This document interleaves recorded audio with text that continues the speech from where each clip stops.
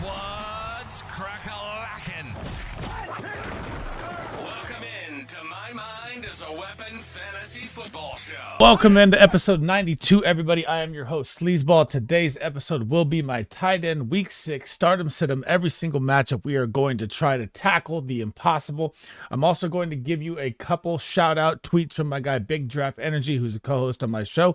Make sure you go in there, smash my guy, click on the link, hit that subscription button, support the fam. It takes you 1 second. He's always live, dropping great content. He'll be live today. I'll be live today as well. And if you guys cannot make the live shows, man, make sure you drop any comments you guys have down there. I try to answer every single one of them. And as always, guys, smash that like, smash that subscription, turn that bell on. It helps me out more than you know. I'm trying to bring you the best fantasy football content this season to help you guys win your championships. And my goal is to get all my content out to you before every Thursday kickoff with rankings and stardom sit-ems. So if you guys want to check out all my rankings from quarterback, running back, wide receiver, tight end, defense, and kickers, now I have my running back, quarterback, wide receiver, stardom sit-ems all out. This is my last video for the stardom sit-ems for you guys. This is going to be my tight ends, and we're going to try and pull it off, how bad this position has been all year. And let's dive into the tight ends, guys. So if you guys are new to the channel, this is my tight end board weekly. So at the top black box is the away team. The bottom team is the home team. And before we dive into Thursday night football tonight, my 49ers better win this goddamn game tonight, man. But before we dive into it here, like I said, I'm going to show you pick'em stuff, stardoms, information behind the scenes that you need to know for tight end positions. And it is from Big Draft Energy. These are his tweets. If you want to check out his Twitter, or you could screenshot this from the video or use your phone, whatever you want. These next 3 posts are going to be very important for the tight end position here. So this is the most advantageous week 6 matchup for touchdown upside for tight ends. So these are the 10 defenses that allow the most touchdowns to the tight end position. Interestingly enough, Theo Johnson is at the top, the guy I've been talking about for like 5 weeks in my videos to watch out for. He finally got a little volume last week, but that could have been because Neighbors was out. But we'll get to that when I talk to him here. So these are the highest touchdown upside tight ends here. And then we're going to move on to tight end receptions. So this is the most advantageous for receptions for tight ends. So these are the top 10 defenses that allow the most receptions to the tight end position. So Greg Dulcich at the top, though, but he doesn't even get any playing time anymore. I don't know what Denver is doing. This is why I'm high on Zach Ertz this week right here at number 2, guys. Now, one last one here from Big Draft Energy. Again, make sure you smash my guy a follow. Check out his YouTube. Amazing work. Great guy. Always on the show.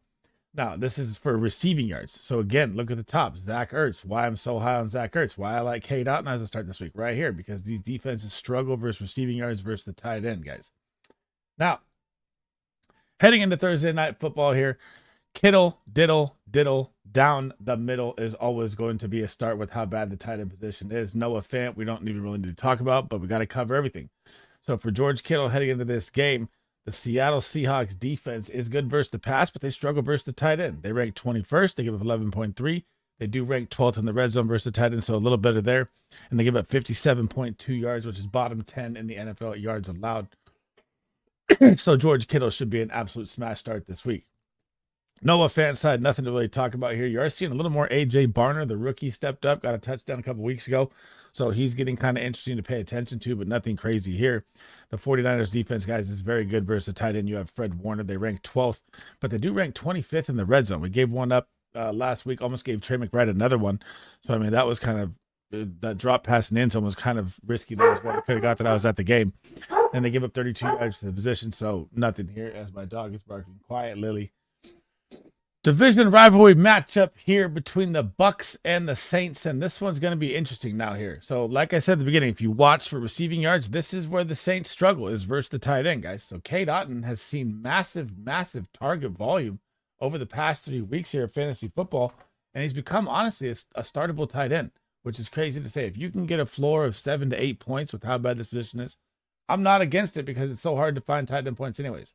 So over the past 3 games, he's had 21 targets, averaging 7 targets a game. That's volume you want. Volume is king in fantasy football.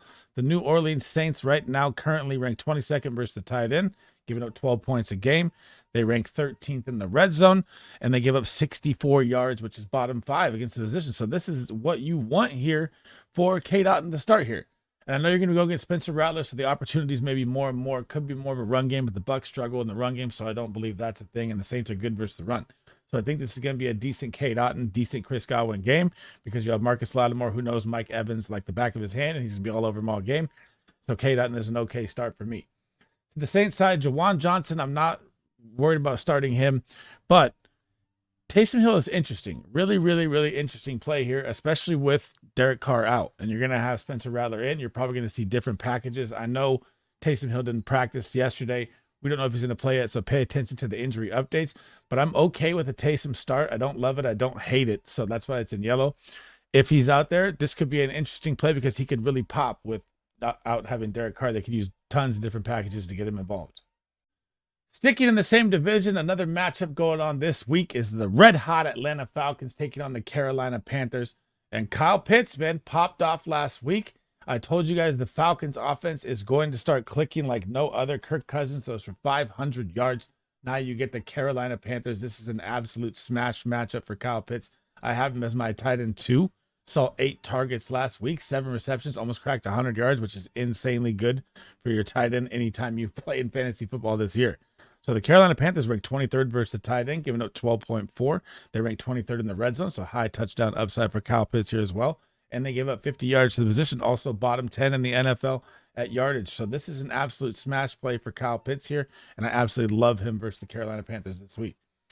Jatavion Sanders' side, we don't really need to talk about here, but I'll break down the stats for you for the Falcons. The Falcons ranked 9th versus the tight end, giving 7.5. They rank 8th in the red zone, so top 10 in both, and they give up 35 yards to the position. And if you know anything about Dave Canales, who's the head coach of the Panthers, his tight ends are never relevant. So if you look at Cade Otton last year, 97% snap route participation, played the most in the NFL, and did nothing.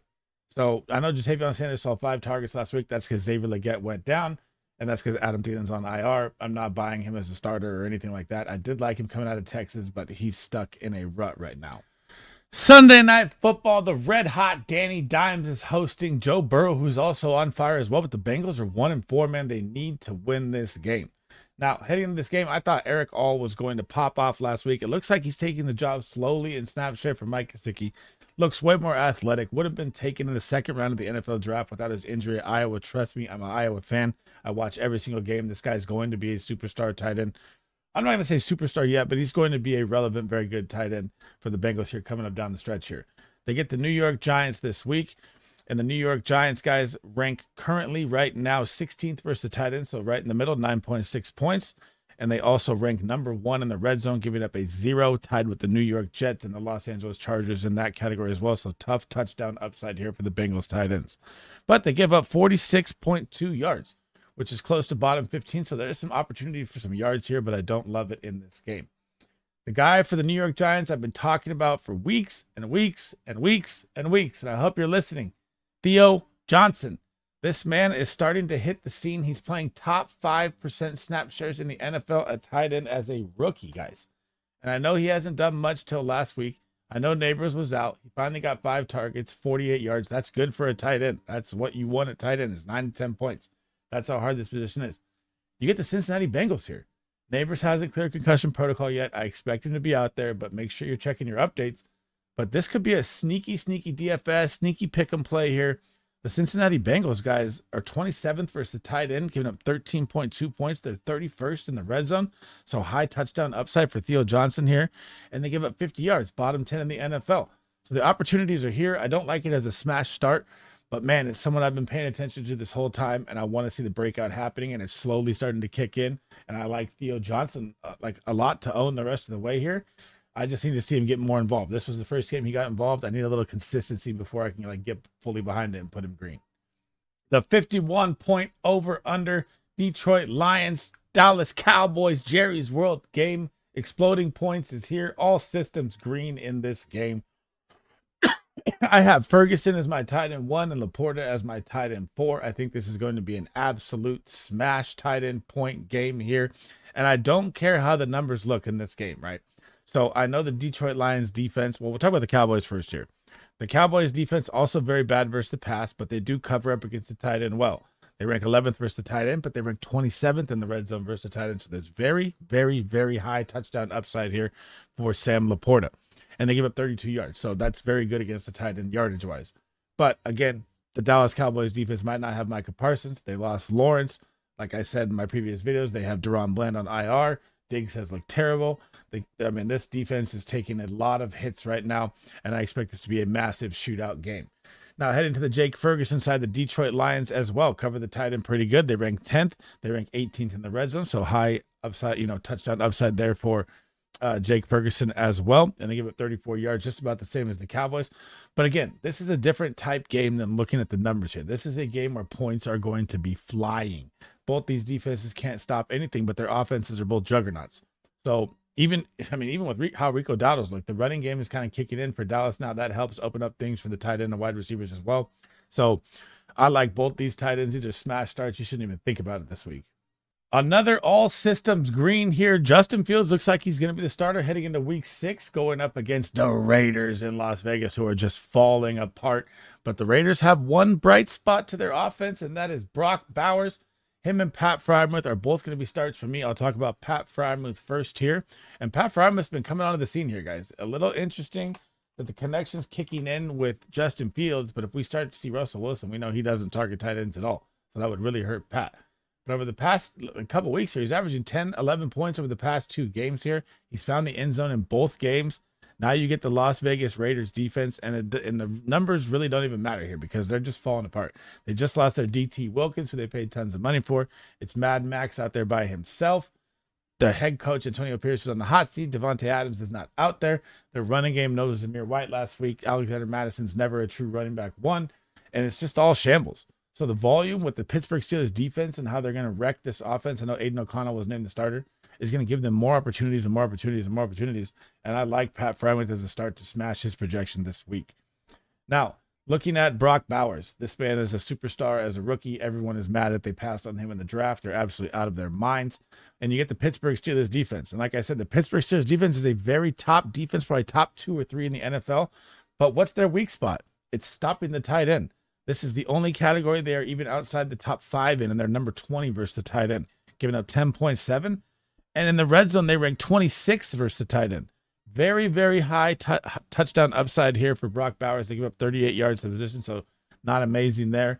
But again, Brock Bowers is the focal point of this offense, and you're gonna have Porter on Jacoby Myers. No Devontae Adams out there. Trey Tucker may get open for a deep ball, but you don't really like that.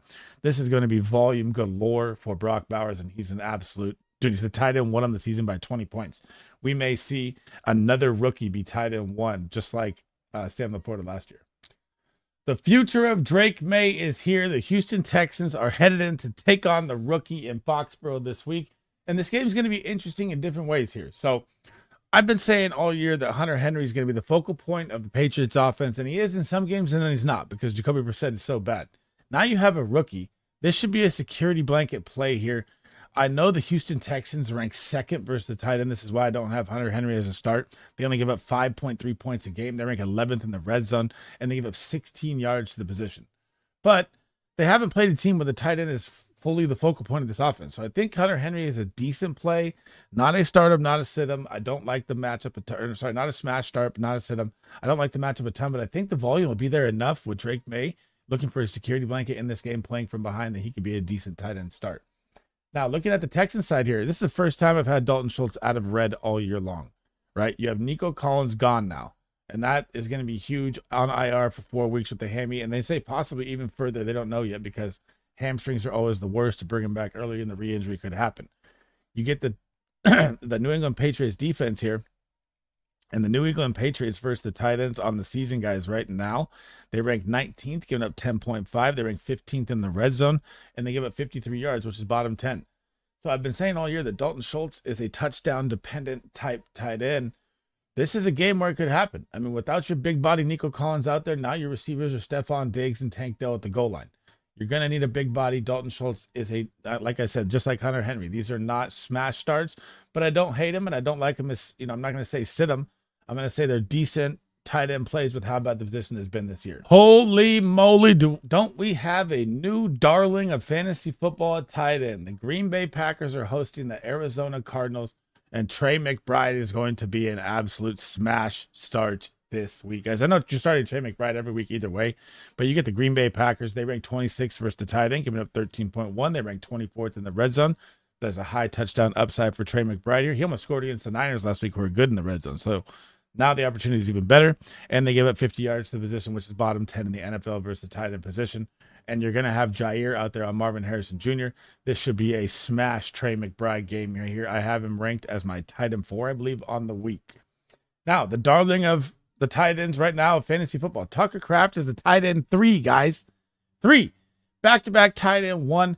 Gets the Arizona Cardinals this week. Luke Musgrave has become nothing. I always said Tucker Kraft was better just by watching the game tape. It's finally coming to fruition. But I got to temper your expectations a little bit here. I know you're going to start him. I know he's a smash start. I'm not against that in any way. But you're going to have Christian Watson, who practiced yesterday. Romeo Doubs was suspended for his nonsense. I'm not getting the ball, whatever. They're going to be back out there this week. So the volume share could be a little different, is all I'm saying. Temper your expectations a little bit. I still love Tucker Kraft as a start. The Arizona Cardinals currently rank 18th versus the tight end, giving up 10 points a game. They rank 22nd in the red zone. So there's a high touchdown upside there as well for Tucker Kraft in this game. And they give up 42 yards, so about middle tier in yardage for the tight end position. But again, there's going to be a lot of wide receivers back healthy in this game. Jordan Love likes to spread it around when they're all out there. So I'm just saying, maybe it's not a full smash Tucker game here like the past couple weeks because those wide receivers have been out. So now they're going to be back out there, but I still like both these guys as absolute smash starts this week. We got to talk about them all, man. If you guys are a subscriber to the channel and you've seen all my videos on this game, I don't like anything from this game but the running backs and the kickers. We have a division rivalry between the LA Chargers headed into Mile High Stadium to take on the Denver Broncos, and these tight ends should be on your waiver wire. But we're going to talk about the Broncos defense versus the tight ends, so you guys can think about it heading ahead here, although I'm not starting Hayden Hurst or Will Dissly in any way, shape, or form in fantasy football anytime soon heading into the rest of the season. Now, Denver's Broncos defense run game has gotten great. Their pass game is number 1 versus the wide receiver. Their weakness is the tight end. They rank 24th versus the tight end, giving up 12.5 points a game, 19th in the red zone, and they give up 46.8 yards this position. This is the only weak spot in their defense. So if you're taking like a DFS dart throw or a pick and play with these guys, this is probably the only thing that's there to hit because this defense is amazing across the board besides stopping the tight end. Heading to the Broncos tight end side, dude, Greg Dulcich. I was high on this guy for a breakout. He's been healthy. They're not using him right. Nothing has really looked right, but they're winning games somehow because their defense is so good. But when you're going up against the Chargers defense here, the Chargers defense is just like the Steelers. They're great versus the run. They're great versus the wide receiver. And they're terrible versus the tight end. They rank 28th, giving up 13.7 points. They rank number 1 in the red zone, again tied with the New York Jets and the New York Giants with 0 points in the red zone. And they give up 64 yards, which is bottom 5 in yards. This is why this matchup is like one of those grunge matchups to me. The tight ends are both their weak spots. Both their tight ends are terrible. It's going to be a run game, a kick 'em game. In Mile High, it's going to be really ugly. And I don't like anything from this game besides the running backs. Monday Night Football, the Robert Saleh fired as the head coach. New York Jets are hosting the Buffalo Bills. Nathaniel Hackett lost the offensive play call duties. They brought up the QB coach now to take over that job. And Dalton Kincaid's in for a tough matchup. But with how the tight ends go this year, I mean, you got to start this guy. There's no way around it. I know it hasn't been the beautiful Dalton Kincaid season that everybody wanted, me included. I thought he was going to be the tight end 1, the focal point of the offense. But he's still seeing an average of 6 targets a game over the past 3. You cannot just sit him either way. And I know the New York Jets are amazing versus the tight end. They rank 3rd. They give up 5.6 points a game. They rank number 1 in the red zone. They're part of the people with 0, like I said, in the 3 teams. And they allow 25 yards. But they line up Dalton Kincaid everywhere. It's not just like he's a tight end. They use him as the back. They put him in the slot everywhere. So the numbers are skewed there in that perspective of it. Dawson Knox, I'm not touching. And Tyler Conklin's interesting, man. Tyler Conklin has seen 6+ targets over the past 3 games, just like Dalton Kincaid volume. So that's what you want. Volume is king in fantasy football. You get the matchup versus the Buffalo Bills. The Buffalo Bills versus the tight end, this is their weak spot. They're like the Broncos and the Chargers. They stop the run very well. They stop the number 1 wide receiver in the pass very well, and they struggle versus the tight end. So they rank 17th versus the tight end, allowing 10 points a game. They rank 21st in the red zone, so high touchdown upside here for Tyler Conklin. But they only give up 38 yards, so that's about, bottom tier or bottom 15 tier on that aspect of it. But with the volume you're seeing for him, it's still startable. So, I mean, he saw 9 targets, 8 targets, and 6 targets over the past 3 games. That's absolutely crazy. That's 8 targets a game. It's become like Aaron Rodgers' security blanket. He's looking for, even though he targets Garrett Wilson at a massive volume as well, Tyler Conklin is still a startable tight end to me this week if you need help. Another one of those, we got to talk about them all, man. The Colts are hosting the Tennessee Titans are hosting the Colts off the bye this week. And I don't even think all year long we're ever going to need to talk about the Colts tight ends. With Jelani Woods going down, he was a sleeper of mine. He wasn't even really like a smash play, more of a sleeper type because he's big body, athletic. He's number one RAS tight end in the history of the NFL for relative athletic score, and he always gets hurt. And you play the Tennessee Titans. The Titans are number one versus the tight end. They allow 3.4 points per game to the tight end. They're number one versus the pass. They allow 0.3 in the red zone. They're number 6, and they allow 13 yards to the position. That is literally ridiculously number one. Not starting anyone versus Tennessee Titans at the tight end position. Now, this is interesting here. Chig Okonkwo. So I don't trust him at all in any single way. I'm going to put him on a sit-em no matter what. But if you do like DFS or pick'ems or something like that, you got to listen to these numbers right here. And if you have a tight end playing the Colts anytime soon, you smash start him. The Indianapolis Colts rank 31st, giving up 15.2 points per game to the tight end position.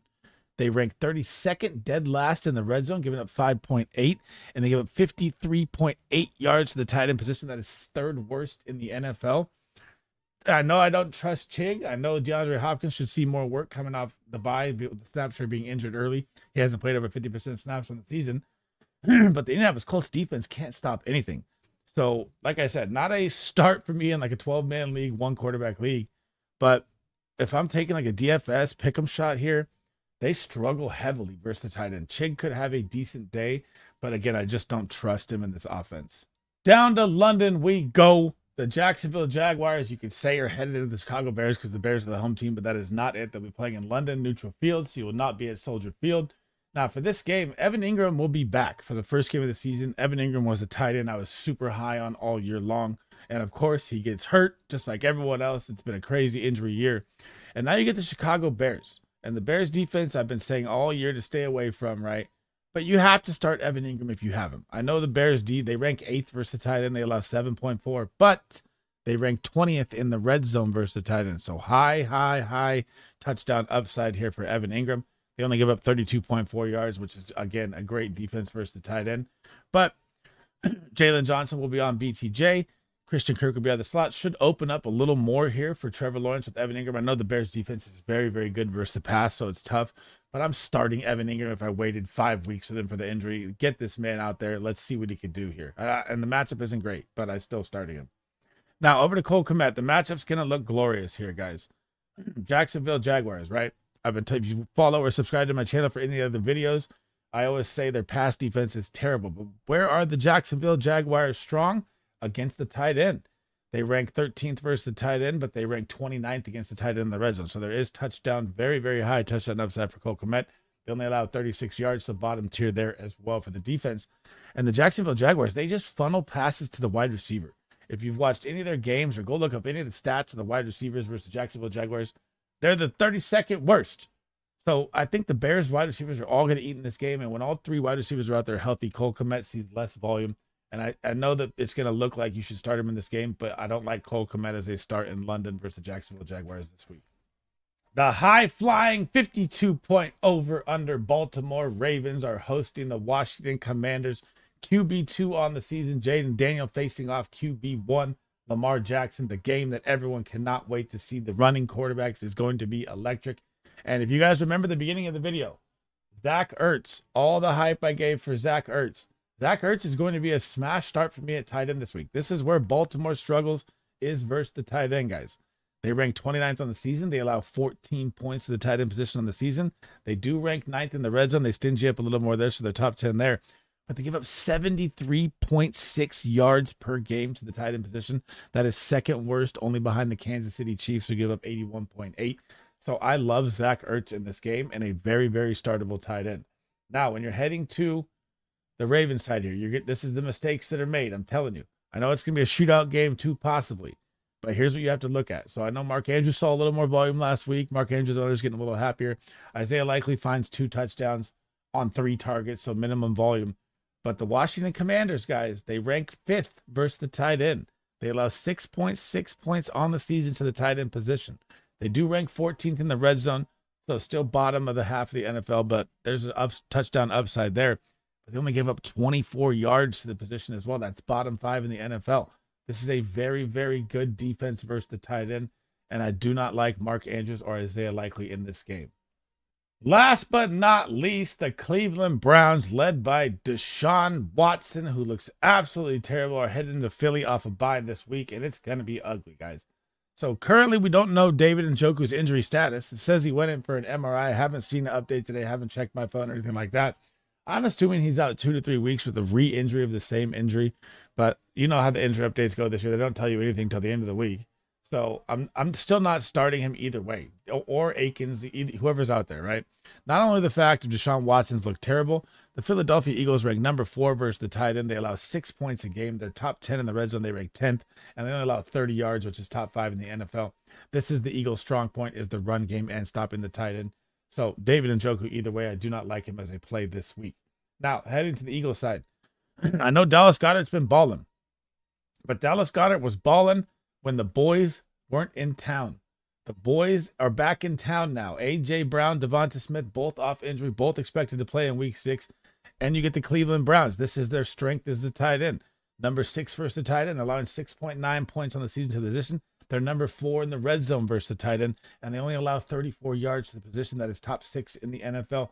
The Cleveland Browns defense is very, very good versus the tight end. So I know if you have Goddard, you're probably starting him. I'm not saying it's a great start. I don't like it as without everyone back, but I don't hate it as well because the tight end position is so hard. So I'm going to leave Dallas Goedert in yellow, but it is a very, very tough matchup versus the Cleveland Browns. That is the end of episode 92, everybody. Thanks for rocking with me today. That is my tight end start 'em, sit 'em every single matchup for week 6. Remember, guys, 4 teams are on a bye, so get those tight ends out of your lineup. Before we head out, guys, make sure you smash that like, smash that subscription, turn that bell on. It helps me out a ton, more than you guys know. And I will be live tonight, 5 p.m. Eastern. All the shows are about to start tonight, so I'll be live every single day from here on out. And I'll be talking stardom, sit-ems, trades, whatever you guys need for 2 hours today. Then I'll join a different show on a different YouTube right after my show. And then we got the 49er game. And if you guys want to check out any of my content, this is all the content I try to pump out before Thursday. So I have all my rankings out: quarterback, running back, wide receiver, tight end, defense, and kickers, top 10 each. Stardom sit-ins for running backs, quarterbacks, wide receivers, and tight ends are now done, guys. I cannot thank you guys enough for all the support. It has been amazing. And I will catch you guys in the live stream tonight. And if you can't make the live stream, drop any questions you have in the comments below. I try to answer every single one of them to help you win your weekly matchups and get you that ultimate goal of the championship, guys. And that's it for me. I hope to see you guys in the live stream tonight, man. SleezBall out.